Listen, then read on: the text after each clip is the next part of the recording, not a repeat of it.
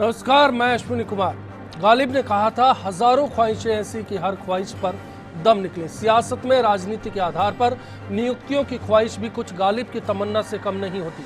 यही कारण है कि 2 साल से ज्यादा लंबे इंतजार के बाद राजस्थान में इन्हें हरी झंडी मिलने का सिलसिला तेज हुआ है। लाल बत्ती के साथ कई बोर्ड और समितियों और आयोगों में कामकाज के रफ्तार की अब उम्मीद है, तो दूसरी ओर सियासत का भूचाल भी कुछ कम नहीं लगता।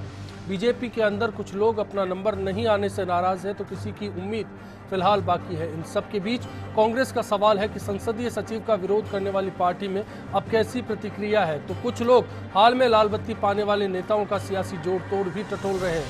पूरी कवायद के आखिर क्या मायने हैं, कोशिश होगी आज बिग फाइट लाइव के दौरान इसी पर बात करने की। लाल बत्ती के क्या मायने, देखते रहिए बिग फाइट जारी।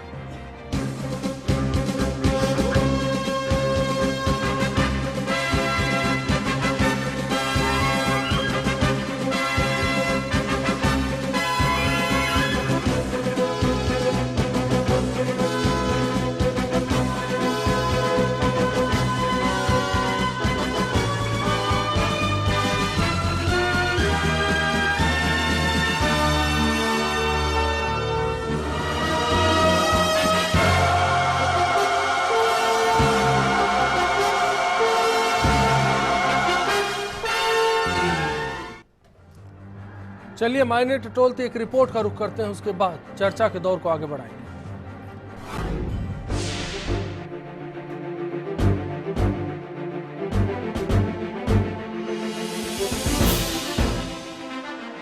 राजस्थान में एक बार फिर से बड़े पैमाने पर हुई राजनीतिक नियुक्तियों को लेकर चर्चाओं का दौर गर्मा चुका है। आधा दर्जन से ज्यादा बोर्ड और आयोगों में हुई इन नियुक्तियों के मायने पार्टी के बाहर से ज्यादा बीजेपी के अंदर टटोले जाने लगे हैं। वहीं लाल बत्ती के इस दौर को लेकर सियासी समीकरण भी कहीं जोड़े जा रहे हैं। एक तरफ श्रीचंद कृपलानी यूआईटी में मिली नियुक्ति से नाराज दिख रहे हैं, क्योंकि अब उनका मंत्री पद की दौड़ से बाहर होना देखा जा रहा है। तो दूसरी ओर पूर्व विधायक और चूरू सांसद राहुल कसवा की मां कमल कसवा की समाज कल्याण बोर्ड में नियुक्ति को पार्टी के भीतर नेताओं की साधने का एक जरिया समझा गया है। इसी तरह कद्दावर जाट नेता गंगाराम की पोती और विधायक के साथ पार्टी की प्रवक्ता प्रियंका चौधरी को बाड़मेर यूआईटी में मिला पद भी एक व्यक्ति कई पद जैसी कहावतों को जोड़ दे रहा है। सैनिक कल्याण बोर्ड में प्रेम सिंह बाजोर भी पहले नाराज थे। ऐसे में एक बार फिर उन्हें पहले वाली जिम्मेदारी मिलना चर्चाओं को आगे बढ़ाता है। तो लघु उद्योग विकास बोर्ड में मेघराज लोहिया का नाम भी हैरान करने वाला है। कई विधायक ऐसे हैं जिन्हें इस बार की राजनीतिक नियुक्तियों में मौका मिला है। वहीं कांग्रेस से बीजेपी में आई मेहरुनिशा टांक की मदरसा बोर्ड में नियुक्ति पार्टी के नेताओं को समझ नहीं आई। हाल में हुई नियुक्तियों के दौरान संसदीय सचिव पद को लेकर बीजेपी पर उंगलियां भी उठी है, क्योंकि गहलोत सरकार के राज में इन्हीं नियुक्तियों को बीजेपी ने राजकोष पर भार बताया था। अब इनके जरिए पार्टी के भीतर नेताओं और समीकरणों को साधा जा रहा है। जानकार मानते हैं कि ना तो इस बार की नियुक्तियों में विरोधी स्वर वाले नेताओं को तवज्जो मिली है और ना ही सरकार विरोधी छवि वाले नेताओं को। इस बार फ्री हैंड के साथ लाल बत्तियां बांटी गई हैं, जिनका मायना सरकार को मजबूती देना और विकास की रफ्तार को तेज करना है। हालांकि फिर भी मायनों को समझने का सिलसिला जारी है।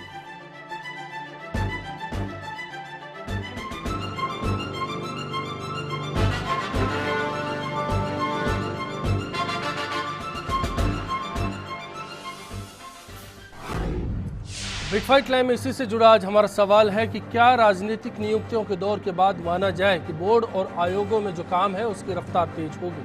आपकी राय का इंतजार रहेगा। प्रोग्राम के आखिर में आपकी राय से मुखातिब होंगे। firstindianews.com हमारा वेब पेज है। इसके साथ साथ फेसबुक और ट्विटर के जरिए भी आप अपनी राय हम तक पहुंचा सकते हैं। बिग फाइट लाइव में आज के मुद्दे पर चर्चा के लिए शामिल मेहमानों से आपका तारुफ करा देते हैं। संसदीय सचिव जितेंद्र गोठवाल साहब इस चर्चा में हमारे बीच मौजूद हैं। मदरसा बोर्ड की चेयरमैन मेहरुनिशा जी हमारे साथ हैं।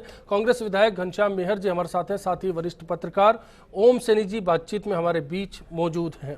आप सभी का बहुत बहुत स्वागत और खासतौर पर गोठवाल साहब और मेहरुनिशा जी आपको बधाई फर्स्ट इंडिया परिवार की ओर से। गोठवाल साहब, इसी के साथ पहला सवाल भी आपसे करना चाहेंगे। राजनीतिक नियुक्तियों के इस दौर के बीच में संसदीय सचिव पद आपको मिला है, लाल बत्ती आपको मिली है, लेकिन उम्मीद कहीं ना कहीं मंत्री पद को लेकर थी। ऐसे में काम की रफ्तार में कहीं कोई बाधा आएगी?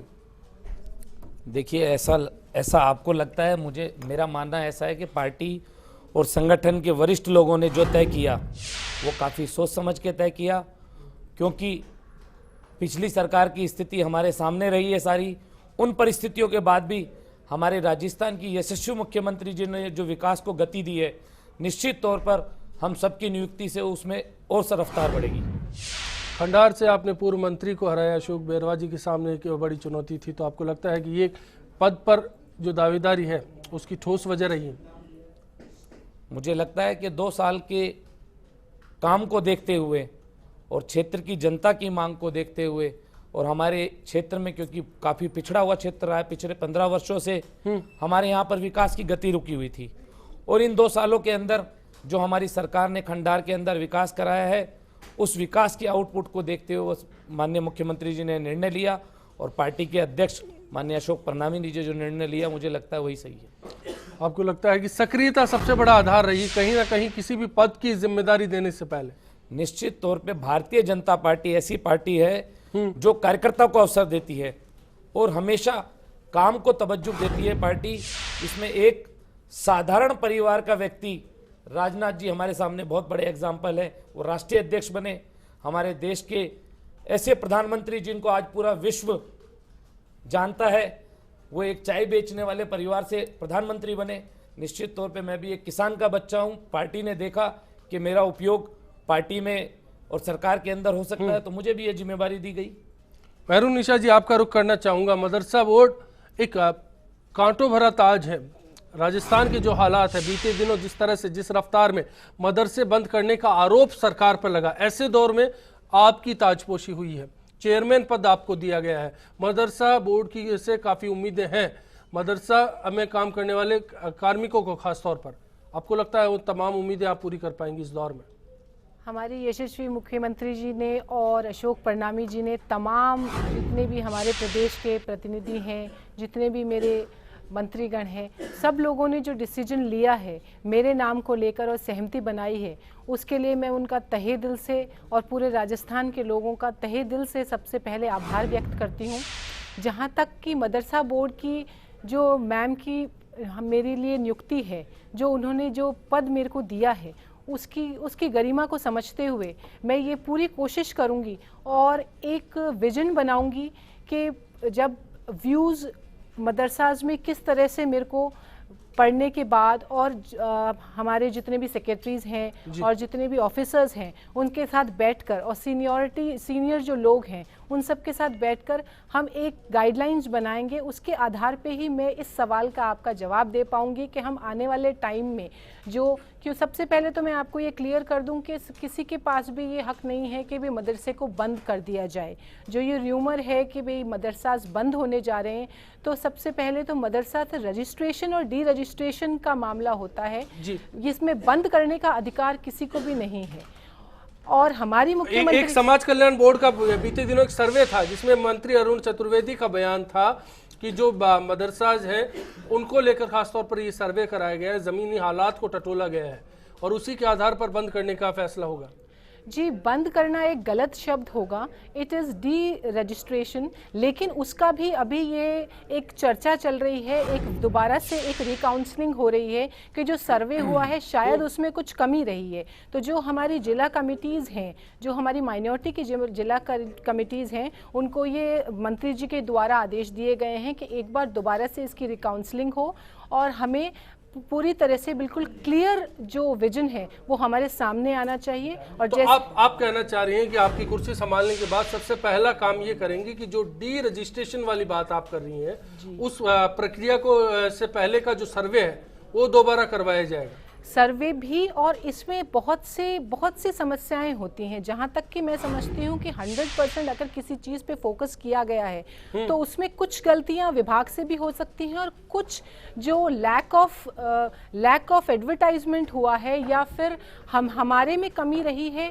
या फिर हमारी जो हमने इंस्पेक्शन कराया उसमें कमी रही है, उस बात का निर्णय अभी तक नहीं हुआ है। वो निर्णय हमारे जो माननीय मंत्री जी हैं अरुण जी चतुर्वेदी, उनके साथ बैठकर हम चर्चा करेंगे और इस बात को चलिए मैं इस बारे में तफसील से और बात करूंगा आपसे। उससे पहले घनश्याम मेहर साहब आपका रुख करना चाहूंगा। आज सचिन पायलट का रुख हमने सुना, रामेश्वर डूडी का रुख हमने सुना, मैं आगे आपको वो भी सुनाऊंगा, लेकिन उससे पहले कांग्रेस की ताजा राजनीतिक नियुक्तियों को लेकर प्रतिक्रिया जानना चाहता हूं।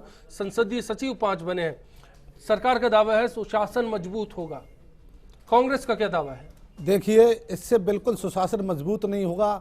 कांग्रेस ने जब बनाए तो उसका इनका बहुत विरोध किया और ये न्यायालय में जाने तक की बात की कि भाई ये संसदीय सचिव सरकार पर भार है, जनता पे भार है। आज आप जानते हो इन लोगों ने जो किया है, भारी असंतोष पैदा है। भारतीय जनता पार्टी में भी बहुत असंतोष है। कृपलानी जैसे आदमी, जैसे सांसद रहे हैं, एमएलए हैं, वरिष्ठ आदमी हैं, उनको यूआईटी का चेयरमैन बनाया है। इस तरह से इसमें एक बहुत सारा असंतोष भारतीय जनता आपके बगल में गोठवाल साहब बैठे हैं। गोठवाल साहब से अभी कुछ देर पहले सवाल हुआ था, उनका कहना है जैसी सक्रियता वैसा इनाम। देखो, ऐसा नहीं है, सक्रियता इस बात से नहीं है।